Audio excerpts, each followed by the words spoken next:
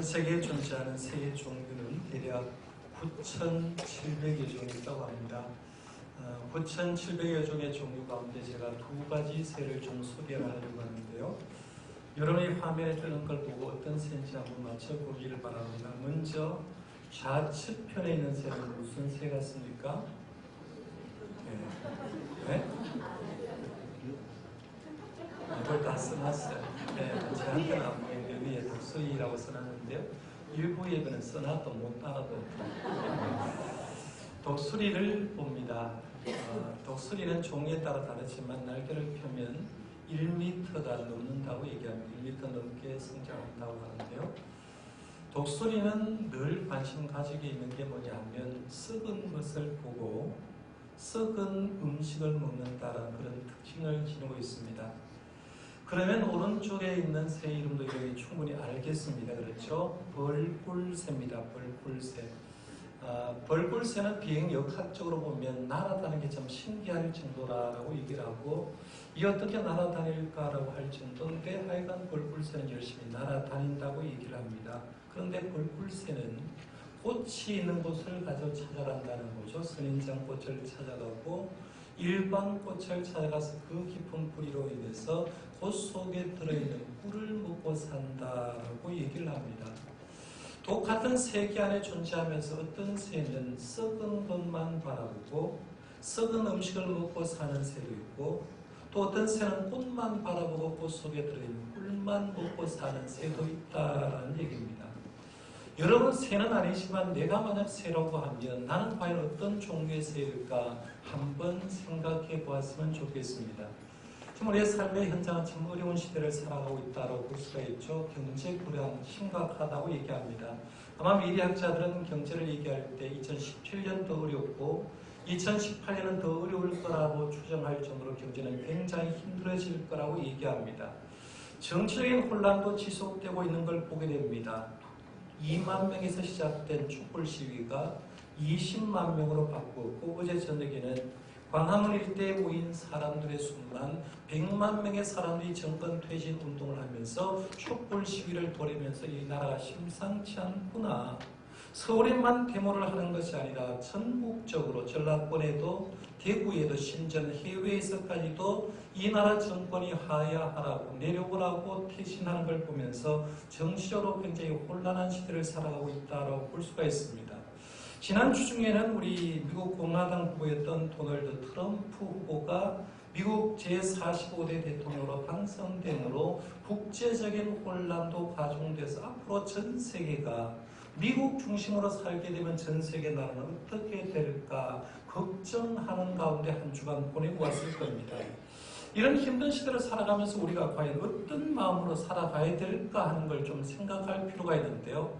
세상 사람 너무나 삶이 어려우니까 될 때면 되라고 이럴 때 한번 바꾸어보자고 얘기를 하면서 뭔가 변화의 역사가 일어나기를 바라고 세상이 뒤집어지기를 바라는 사람이 의외로 많이 있습니다. 이럴 때 우리 믿음의 사람도 과연 그렇게 살아야 할 건지 아니면 이 혼란한 상황 속에서도 믿음의 사람답게 감사할 제목을 한번 찾아보고 그 감사 제목을 가지고 하나님께 감사하면서 영광 돌리면서 살아야 될까 하는 것을 생각해 볼 필요가 있습니다. 하나님이 우리에게 바라시는 삶은 예나 지금이나 똑같습니다.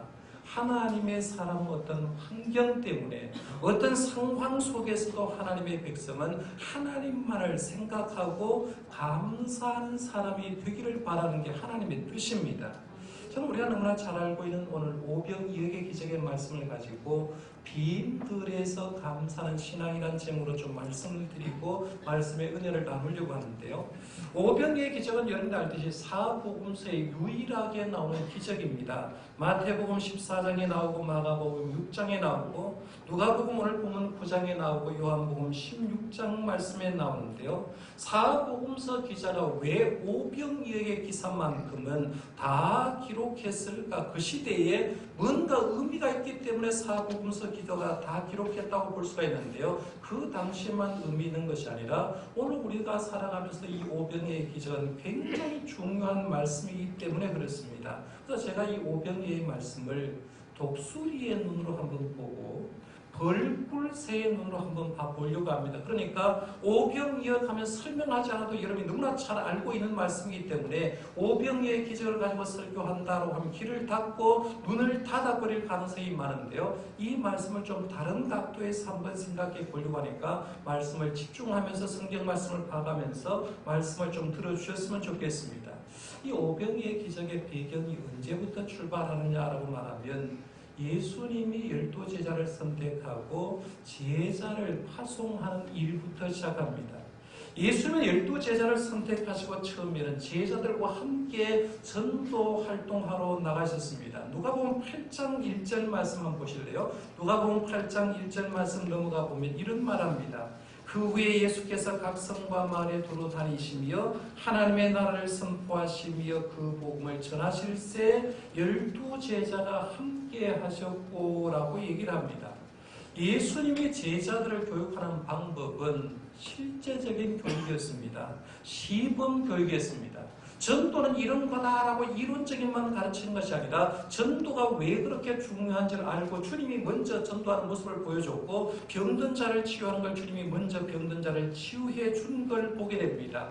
예수님은 본인과 함께 12제자를 선택하고 그들과 함께 마을 다니면서 성으로 다니면서 열심히 전도하고 치유하는 기적을 행하셨습니다. 그리고 나서 9장 말씀으로 넘어가면 9장 1절과 2절에 이렇게 얘기합니다. 이제는 예수님이 빠진 상태 제자들만 전도자로 파송합니다. 예수께서 12제자를 불러 모으사 모든 귀신을 제어하며 병을 고치는 능력과 권위를 주시고 하나님의 나라를 전파하며 앓는 자를 고치게 하려고 내보내시며 라고 얘기를 합니다. 이제 예수님이 빠진 상태의 제자들 12명을 둘씩 짝을 보내서 복음을 전하겠습니다. 제자들은 예수님이 전도한 걸 봤기 때문에 가서 하나님의 말씀을 전하고 하나님의 복음을 전했습니다. 그리고 병든 사람이 있으면 주님의 이름으로 그 병든 자를 고쳐주는 것을 보게 됩니다. 제자들이 전도 활동하는데 놀라운 역사가 일어나는 거죠. 전도 기간이 며칠이었는지는 성경이 기록해 놓고 있지 않습니다. 하여간 성경은 구체적으로 전도 활동한 그 기간이 얼마인지 얘기는 하지 않지만 추정해 보면 전도한 기간은 그리 오래지는 않았을 거라고 추정해 봅니다. 하여간 짧은 기간 동안 전도했다고 보는데요. 짧은 기간 전도를 해도 그 전도하는 것은 만만치 않습니다. 오늘 성도들이 가장 힘든 거 하나를 얘기한다고 하면 전도하라는 겁니다. 왜? 예수를 알지 못하는 사람에 가서 복음을 전하고 그 사람에게 전도하는 일은 쉬운 일이 아니라는 거죠. 실제적으로 해보면 굉장히 힘듭니다. 우리 교회도 수요일날 우리 권사님 집사님이 와서 12시에서 2시까지 녹음맨신 앞에서 전도합니다. 금요일날 우리 권사님 집사님들이 와가지고 수성몬역 앞에서 10시부터 12시까지 전도를 하는데요. 전도하는 시간이 불과 2시간입니다.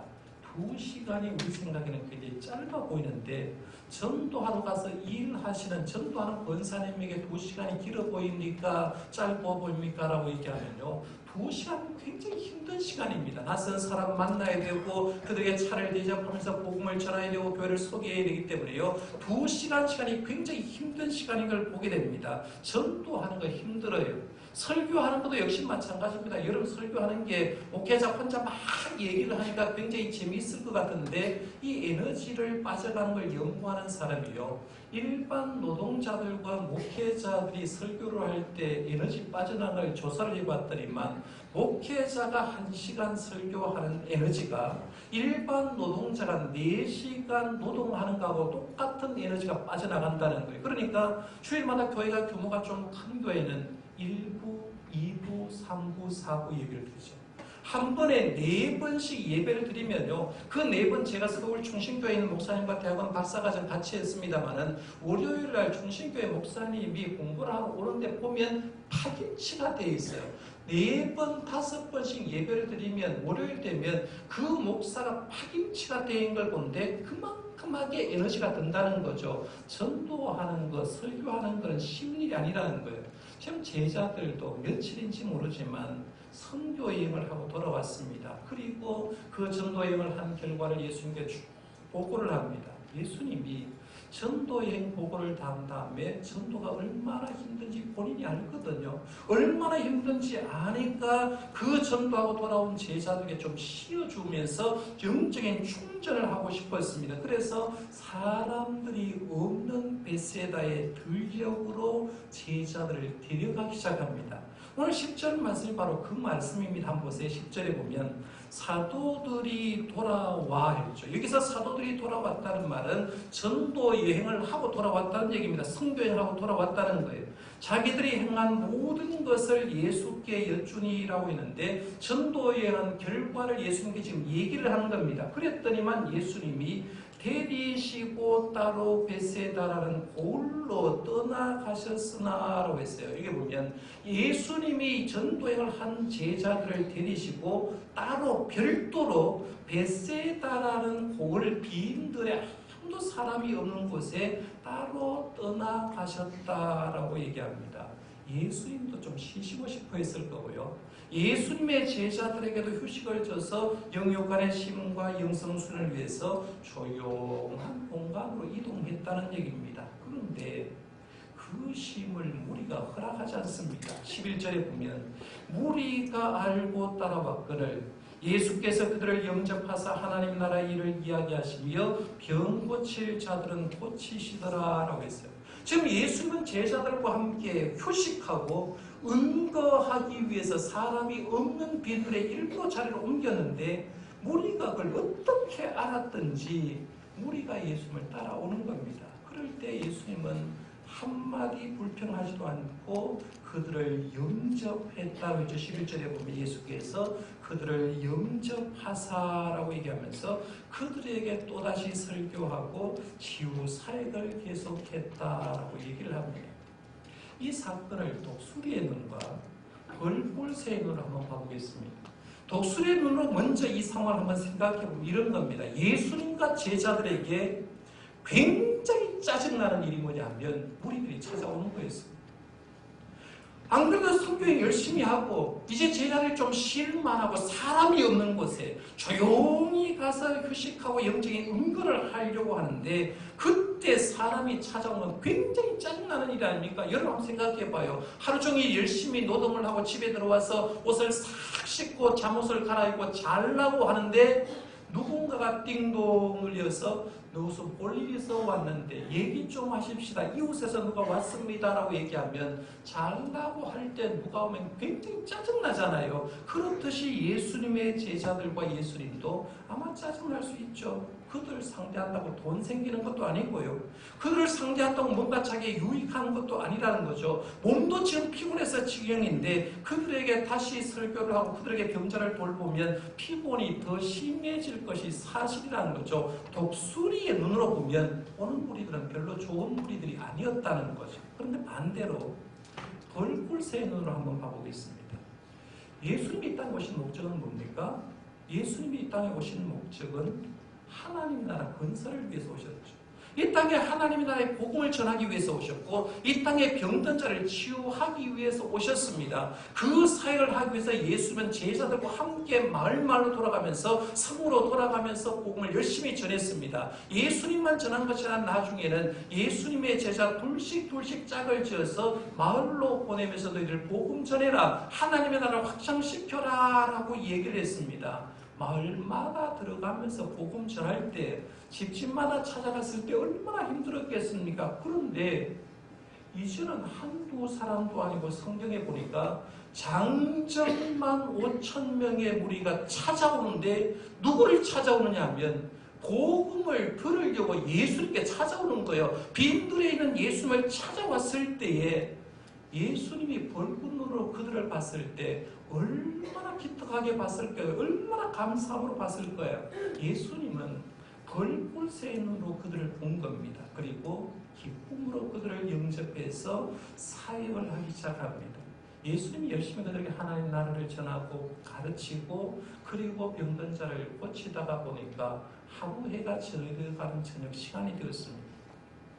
여러분 보통 하루에 몇 끼 먹습니까? 우리는 보통 아침, 점심, 저녁 먹어요. 젊은이들은 아침을 좀 많이 건너뛰는 사람도 있고 다이어트를 위해서 일일 일식 한다는 사람도 있지만 보통 사람들은 요즘 하루에 3끼를 먹습니다. 그런데 유대 사람은 하루에 몇 끼를 먹었냐면 2끼를 먹었습니다. 보통 아침과 점심 사이는 간단한 음식을 먹었고요. 저녁 시간에 점심은 먹지 않고 저녁 시간에 그냥 점심을 대하고 보통 점심을 조금 더 낮게 해가지고 음식을 먹었는데 지금 예수님께 온 무리들도 마찬가지로 아침은 자기 집에서 대충 먹고 왔을 거예요. 그리고 점심은 말씀 들으면서 건너뛰었고 저녁 때쯤 돼가지고 문제가 대두된 거예요. 제자들이 그들을 보는데 이 사람들 장정만 5,000명인데 이 사람들에게 음식을 먹어야 되는데 방법이 없으니까 12절에 이렇게 건의를 합니다.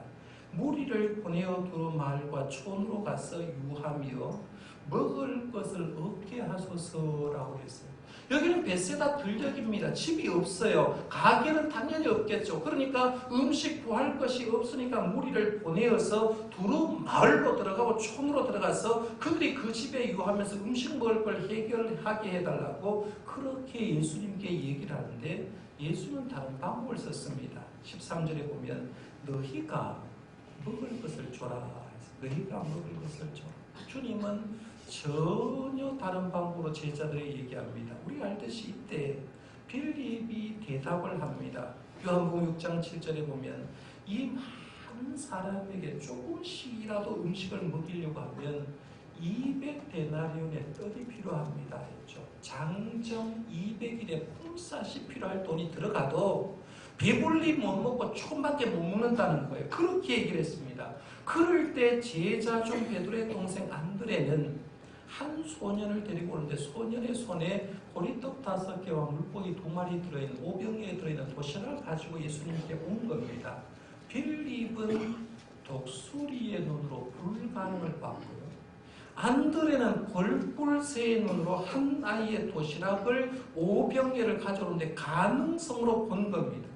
예수님이 선택한 건 독수리 눈을 선택한 빌립을 선택한 게 아니라 벌꿀새의 마음을 가진 안드레의 방법을 선택합니다. 그리고는 5,000명의 공중을 50명 대형으로 앉으라고 했어요. 그래서 50명씩 앉으라고 했는데 그냥 앉는 게 아니라 유대 당시에 최상으로 많은 식탁을 베풀면 50명 정도 되었다고 생각하는데 식탁 대형으로 앉히는 거죠. 음식을 준비하는 대형으로 앉으라는 얘기입니다. 그리고 자리를 정돈시킨 다음에 자리가 정돈되자 오병이어 가지고 예수님이 기도하기 시작합니다. 16절 말씀에 보면 예수께서 떡 5개와 물고기 2마리를 가지사 하늘을 우러러 축사하시고 떼어 제자들에게 주어 무리에게 나누어 주게 하시니라고 했어요. 오병이어를 가지고 오늘 말씀에 보면 하늘을 우러러 축사하시고 라고 했어요. 하늘을 우러렀다. 오병이어를 가지고 하늘을 우러러봤다는 말 이런 뜻이에요. 지금 손에 가지고 있는 오병이어가 하나님이 주신 겁니다 라고만 확인하는 겁니다. 하나님이 이 음식 하나님 주신 겁니다 라고 하늘을 우러러보는 거예요. 그 얘기를 하는 겁니다. 이것을 주신 분은 하나님이십니다 라고 인정하고 축사하시고 라고 했는데 이 축사라는 말의 뜻은 찬양하다, 축복하다, 감사하다는 뜻이에요. 그러니까 이것은 하나님께 나와서 오병이어를 가지고 하나님 여기 지금 5,000명의 사람이 모였는데 이거 부족합니다. 하나님 더 주셔야 됩니다 라고 간구하는 기도가 아니라 하나님 이거 하나님 주셨습니다. 너무 감사합니다 하면서 매일매일 식탁에서 대하는 식탁 기도하듯이 그냥 평범하게 감사하면서 기도했다는 거죠. 그 결과 그 떡을 가지고 고기를 가지고 나누었더니만 17절 말씀에 보면 먹고 다 배불렀더라. 그 남은 조각을 12바구니에 거두니라 라고 말하면서 예수님이 감사 기도를 선택하셨을 때 먹고 다 배불렀고 남은 바구니를 거뒀더니만 12바구니에 가득 찼다라고 얘기합니다. 빈들에 오신 예수님은 처음부터 뭘 선택했냐면요. 감사를 선택했고요. 자기의 오는 무리를 보고 짜증내는 것이 아니라 그 무리가 오는 걸 보면서 감사함으로 하나님의 말씀을 전했습니다. 그들에게 직접 음식을 먹여주고 싶어 했고, 아이가 도시락 하나를 가지고 오는 것도 감사함으로 받았고, 그 도시락을 감사함으로 받아서 하나님께 기도할 때도 하나님 감사합니다라고 기도했다는 거죠. 감사가 이어지니까 오병이어로 5,000명이 먹고도 12광주리가 남았다. 기적의 역사 일어났다. 이게 오늘 본문 말씀이라는 거죠. 감사가 난 기적이 바로 오병이어의 기적인 줄 여러분 믿으시길 바랍니다. 지금부터는 제가 선교지 얘기를 좀 하려고 합니다. 한 주 전에 다녀온 중국 선교지를 역시 독수리의 관점과 벌볼새의 관점으로 제가 한번 생각해 보려고 합니다. 우리 교회가 중국 곤명에 선교 신학교를 도와주는데요. 곤명에는 국제 곤명 신학교입니다. 10월 중에 이제 신학교를 이전을 해서 옛날에는 화가의 집에서 이제 신학교를 끌어갔는데 그게 너무 비싸게 세를 달라고 해서 옮긴 겁니다. 3층 집이고요. 옆에는 식당이 있습니다. 렌트비만 우리 한국 돈으로 한 달에 100만 원씩 줍니다. 100만 원씩이고요. 신학교 학생들이 지금 20명쯤 되는데 20명이 아침, 저녁을 같이 먹기 때문에 숙식을 제공하기 때문에 유지하는 데만 한 달에 200만 원이 됩니다. 그러니까 이 신학교가 꾸려가는데 한 달에 하나로 300만 원이 들어가는 거죠. 엄청난 돈이 들어가고 이게 한국에서 후원하는데요. 얼마 전에 이사를 했는데 인터넷을 여야 되는데 인터넷 여는 돈이 한국 돈 한 50만 원이 되는데 그 돈이 없어서 지금 넣지 못하고 있다라고 이렇게 안타까운 소리를 저한테 말씀했습니다만 하여간 이들에게 제가 이제 1시간 강의를 하고 강의한 다음에 우리 신학생들하고 설교를 했습니다. 그 기원 찬양했어요. 아직도 학생들 어린데요. 여기서 2, 3년 동안 신학 수업을 하고 오지로 들어가서 전도 활동하고 전도사로 사역하게 됩니다. 굉장히 대단한 인물이라고 볼 수 있죠. 이 선교 신학교를 통해서 이제 신학생들이나 신학생들 그 주변에 있는 교회를 이제 도와주는데 우리 교회가 이를 통해서 이제 노강교회, 조통교회, 몽문교회, 은혜받은 교회라는 3개 교회를 건축했습니다. 그런데요. 선교지 방문하면 성도들은 잘 모르니까 아이 목사님 선교지 갔다 왔다라고 얘기하고 별 생각하지 않습니다. 꼭 어디에 일본이나 어디 가까운 나라 놀러 갔다 왔는 줄 생각하시는데요. 독수리의 눈으로 선교지를 제가 한번 보여드리겠습니다. 가는 길이 너무 힘듭니다, 여러분. 선교지까지 교회까지 가는 데가요. 지금 여러분 보이는 것이 노강교회에서 그 지역을 찍었는데 이 노강교회까지 가는 데가 곤명에서 고속도로로 600km를 갔습니다. 600km요. 서울, 부산이 400km 정도가 된다고 하는데 하여튼 서울, 부산 훨씬 넘어서 평양까지 아마 더 올라갔을 겁니다. 그렇게 가서 거기서 아까산이요. 거기서 꼬불꼬불 산길을 가는데 협곡입니다. 협곡이 가는데 1년에 한 20명씩 돌이 떨어져서 죽는다라고 하는 그런 협곡인데 1시간 40분 가는 곳이 바로 여기에요. 그 다음 그림에 보시면 여기는 굉장히 산이 아름답지 않습니까? 근데 여기는 이제 조통교회라는 교회에 갔는데요. 이 조통교회를 가는데 고속도로 340km를 가고요. 100km를 가는데 이런 산길을 100km를 가는 겁니다. 100km 가는데 가는 시간이 산길만 3시간 반 걸렸어요. 하루에 평균 차를 타는데 14시간 정도 차를 타는데요. 몇 cc 차를 타느냐 하면 1300cc 차를 탔습니다. 여러분이 가진 차가 2000cc 사람은 차가 1300cc인가 얼마 정도 되는가 알겠죠? 음식도 신통치 않습니다. 아침은 제가 제일 좋아하는 국수를 2번 줬어요. 저는 돈 주고 국수 안 먹는다는 사람인데 하여간 아침은 국수 2번. 한 번은 찹쌀 도넛 2개. 한 번은 휴게소에 파는 컵으로 된 죽이 있다. 쫄쫄 빨대로 빨아먹는 죽이 있더라고요. 그렇게 먹었어요. 점심 2번은 건너뛰고 2번은 현지에 가니까 교회에서 후원해주는 교회 목사님 오셨다고 진수성찬을 차린 게 요래 차린 거예요. 이쪽에 있는 건 계란을 후라이 했다 하는데 계란을 완전히 튀긴 거고요.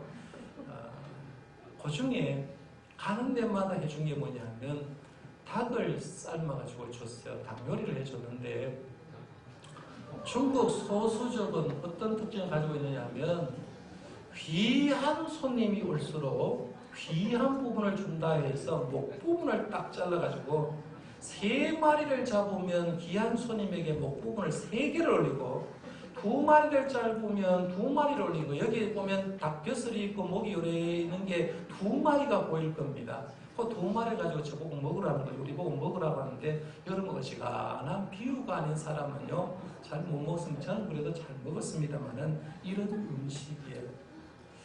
불평하려고 하면 충분히 불평할 수가 있고요. 왜 귀한 헌금을 해서 이런 데 교회를 지었냐, 독수리의 쓰는 것만 보면 이런 것밖에 보이지 않을 겁니다. 그런데 벌꿀새의 눈으로 제가 한번 보여드릴게요. 벌꿀새의 눈으로 보면 대구에 있는 우리 지상동에는 우리 교회가 전 세계로 하나님의 일을 하는데 이런 일을 하고 있다는 거죠. 아까 보였던 그 노강이라는 협곡을 지나가서 교회를 건축한 데가 여기인데요. 거제도 장학금으로 지금 한 중국 돈으로 3만 위안을 보냈는데 우리 돈으로 하면 한 500만 원 정도가 되겠죠. 그 500만 원 가지고 이 교회에 창문을 다 한 거죠. 창문을 쫙 사슈하고 창문하고 대문을 하고 반대쪽에 있는 대문을 잇는 걸 보는데요. 이 교회를 섬기는 게 지금 우리 한국 교회는 교회마다 목회자도 있고 또 전도사님도 있고 합니다만 중국 교회는 전도사님 얻는 교회가 더 많습니다. 그래서 현지에 가니까요. 성이 이제 아씨인데 장로님이란 분이 있어요. 사진 찍은 한번 보여드릴래요? 두 번째 사진은 장로님과 우리 일행에 그냥 사진을 찍었는데 이 장로님이 은혜를 받고 교회를 섬겨하고 있는 거죠. 그래서 돈이 모자라니까 우리가 지원해서 교회를 예쁘게 했는데요. 이 장로님 한 분이 은혜를 받으니까요. 지역에 있는 서소장들, 지역에 있는 교역자들을 재교육을 하기 위해서 선교센터가 필요한데 이분이 자기 돈을 필요 내서 3층의 건물을 지었어요. 3층 선교센터를 지었는데 교회 바로 옆에 3층 선교센터를 이렇게 크게 지었어요. 1년에 몇 차례씩 처소장님들 10명, 20명씩 여기 모여서 숙식을 하면서 재교육을 하는데 장로님 한 분이 헌신하니까요. 교회가 되고 그 교회를 통해서 선교센터로 통해서 놀라운 일을 하는 걸 보겠습니다. 놀라운 일이죠. 두 번째 이제 방문한 교회를 얘기하면 목문당이라 이렇게 썼습니다. 그래서 우리 한국말로 하면 은혜 받은 교회다라는 이런 교회입니다. 이 교회는 이제 거제도 장학금 500만 원을 주고 전적으로 이 교회를 지었고 선교사님이 지원해서 교회 실내 의자도 쭉 넣었던 교회인데요. 목문교회당은 옆에 한자로 이렇게 몇 자를 썼는데 한자를 쓴 교회를 제가 처음 봤어요. 뜻이 뭐냐고 물었더니만 거룩한 하나님의 앞으로 돌아오라 이런 뜻이에요. 여기는 하나님의 거룩한 성전이니까 거룩한 하나님의 전에 돌아오라라고 했는데 여기는 아까 권명신학교의 졸업생이 거기 가서 전도사님이 개척하신 분이에요. 지금 같이 서 있는 전도사님입니다. 전도사님이 서 있는데요. 몇 살쯤 돼 보여요? 30살이라고 해요. 30살이라고. 좀 늙어 보이죠? 근데 이 전도사님이 교회가 없는 곳에 전도를 하고 이렇게 교회를 예쁘게 지어서 사역하는 걸 보았고요. 마지막 교회는 조통교회라는 교회입니다. 이 조통교회는 사연이 굉장히 많은 교회예요. 교회가 처음 지어진 게 아니라요. 교회는 벌써 이미 25년 전에 지어졌던 교회입니다. 25년 때 지었던 교회가 흙벽돌로 지은 거죠. 흙벽돌로 흙으로 지으니까 비가 오고 바람이 부는데 여기는 해발 3,500m입니다. 우리 교회가 해외에 지금 26개를 봉헌했는데 이 교회까지 해발 3,500m 최고 고지에 봉헌한 교회는 처음입니다. 그래서 고지 적응할 수 있도록 제가 약을 사가지고 갔는데요. 선교사님은 자기는 괜찮다라고 갔는데 3사람, 4사람이 갔는데 현지 선교사님은 머리가 어질어질하다, 올라오겠다라고 이렇게 얘기하는데 우리는 약을 먹고 가서 좀 더 했습니다만은 하여간 해발 3,500m 있는 고지인데 거기에 25년 전에 흙벽돌로 지었는데 이게 바람이 불고 비가 오니까 교회가 흙으로 된 집이 무너져 버린 거죠.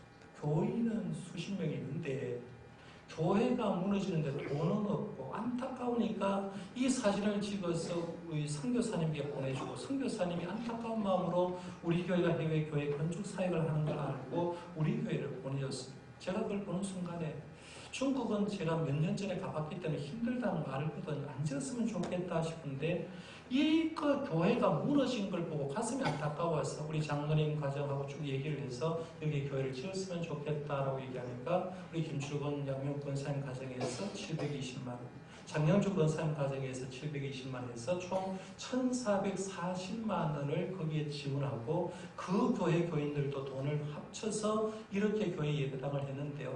예배당 안에도 의자를 잘 꾸려놔서 굉장히 아름다운 예배당입니다.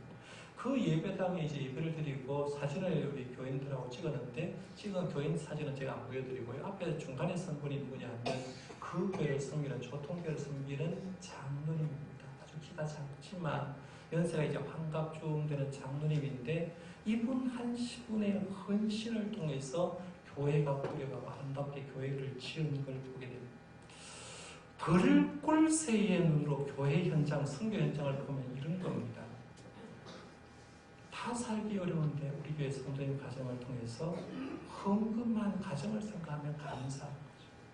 우리 교회가 지산동에 있는 300명 밖에 안 되는 작은 교회지만 우리 교회를 통해서 해외에 지금 26개 교회가 공헌되었다고 얘기하는 건요. 하나님의 놀라운 은혜가 아니면 할 수 없는 거예요. 26개 교회가 공헌됨에 감사하고 그리고 교회를 공헌한 것뿐만 아니라 그 교회를 통해서 문영혼들, 중국에 있는 영혼들, 인도네시아에 있는 영혼들, 인도에 있는 영혼들, 네팔에 있는 영혼들이 구원받을 것 생각하면 선교여행 아무리 힘들어도 가면 갈수록 힘이 나는 것이 선교여행이라는 거죠. 그들 입장에도 한번 생각해 보세요.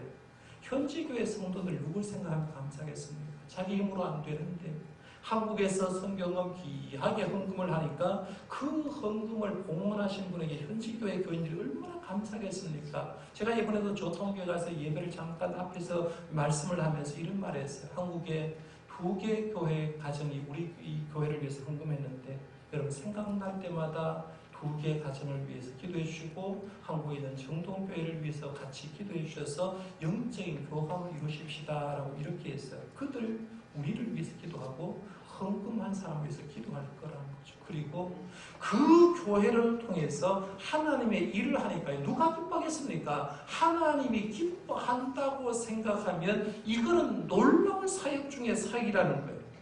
오늘 말씀 한번 잘 정리해 보겠습니다. 우리의 삶의 환경, 상황은요, 겉으로 보면 도무지 감사할 것이 없어 보일 때가 많다는 거죠. 이럴 때 우리 예수 믿는 사람이 세상 사람처럼 뒤집어 엎자라는 말 물론 해도 되죠. 할 표현 해야 됩니다. 그러나 진짜 예수 믿는 우리들이 해야 될 건 이런 감사할 것이 없는 환경 속에서 감사를 찾아내야 되는 거죠. 하나님 우리나라에 감사할 것이 뭔지 우리 가정에 감사할 것이 뭔지 찾아내야 됩니다. 믿음의 선진들 한번 보세요. 위대했던 사람일수록 다 환경 때문에 감사하지 않는 게 아니라 그 절망의 환경에도 감사했던 사람이죠. 예를 들면 다윗. 시편 기자에 나오는 시편에 나오는 시편 기자들 보면 환경이 좋았던 적은 거의 없어요. 그러나 그 환경 속에서 하나님 앞에 감사한다라는 표현을 끊임없이 감사한다고 하죠. 욥은 10명의 자녀 잃어버리고 한순간 재산 다 날려버려도 하나님께 감사하고 찬송했고요. 하박국 선지자는 농업도 축산업도 절망이었지만 하박국 3장 18절에 보니까 나는 여호와로 말미암아 즐거워하며 나의 구원에 하나님으로 말미암아 기뻐하리로다 했어요. 선교를 하면서 수없이 죽을 위를 겪었던 사도 바울도 데살로니가전서 5장 18절에 보면 범사에 감사라 이것이 그리스도 예수 안에서 너희를 향하신 하나님의 뜻이니라라고 했습니다. 여러분 감사는요. 감사의 눈을 떠진 사람만 하는 줄 믿으시길 바랍니다. 감사는 아무나 못합니다. 감사는 내가 감사거리를 찾는 사람만이 하나님께 어떤 절망의 환경에도 감사할 수 있는 거죠. 다음 주 우리 추수감사주일인데요. 한 해 동안 돌아보면서 여러분이 회복하셔야 될 건 내 개인적으로 감사한 게 뭔지, 가정적으로 감사한 것이 뭔지, 교회적으로 감사한 것이 뭔지, 국가적으로 감사한 것이 뭔지 찾아내어서 의도적으로 감사할 수 있기를 바랍니다. 그것이 바로 하나님 우리에게 원하시는 뜻이라는 거예요. 오늘 마지막 설교 멘트는요. 스펄전 목사님, 영국에 대해 설교자죠. 스펄전 목사님이 남긴 말 한마디만 말씀드리겠습니다. 촛불을 보고 감사하면 하나님은 전등을 주시고 전등을 보고 감사하면 달빛을 보고 감사하면 햇빛을 보고 감사하면 하나님은 밝은 천국을 주신다 했습니다. 기도하겠습니다. 하나님